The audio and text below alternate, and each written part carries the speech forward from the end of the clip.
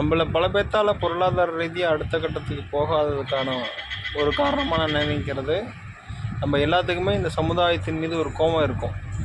நம்ம உழைக்கிறோம், கஷ்டப்படுறோம், எல்லாம் இருந்தும் நம்மளால் முன்னேற முடியலையே, திருடுறவன், பொய் சொல்கிறவன், அவங்களாம் முன்னேறாங்களேங்கிற அந்த கோபம் நமக்குள்ளே இருக்கும்.